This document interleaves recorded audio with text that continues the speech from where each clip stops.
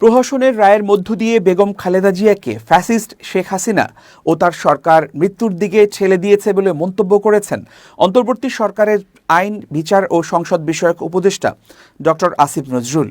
৩০ December উপদেষ্টা পরিষদের বিশেষ বৈঠক শেষে রাষ্ট্রীয় অতিথি ভবন যমুনার বাইরে সংবাদ সম্মেলনে সংবাদকর্মীদের প্রশ্নের জবাবে তিনি এ মন্তব্য করেন। ডক্টর আসিফ নজরুল বলেন, খালেদা জিয়ার মৃত্যুর পেছনে ফ্যাসিস্ট শেখ হাসিনা ও তার সরকারের দায় রয়েছে।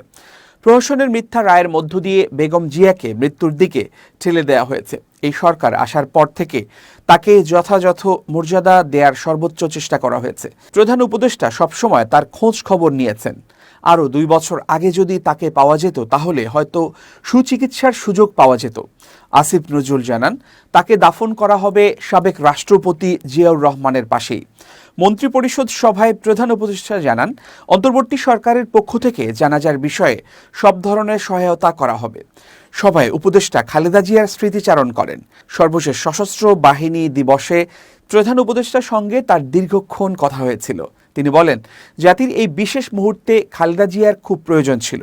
বাংলাদেশের প্রতিটি মানুষের হৃদয়ে তার অবস্থান অক্ষয় অবিনশ্বর হয়ে থাকবে। ওনার জানাজার নামাজে সেটা শৃঙ্খলার সঙ্গে ভাবগম্ভীর পরিবেশে পালন করার অনুরোধ করছি। তিনি আরও বলেন, সভায় বেগম জিয়ার মৃত্যুতে 3 দিনের রাষ্ট্রীয় শোক প্রস্তাব গৃহীত হয়েছে এবং আগামীকাল সাধারণ ছুটির সিদ্ধান্ত হয়েছে। সভায় শোক প্রস্তাব পাশ হয়েছে। বিশ্বের যত জায়গায় বাংলাদেশের দূতাবাস রয়েছে সেসব জায়গায় শোক বই খোলার সিদ্ধান্ত হয়েছে। সভায় বিএনপির মহাসচিব মির্জা ফখরুল ইসলাম আলমগীর অংশগ্রহণ করেন।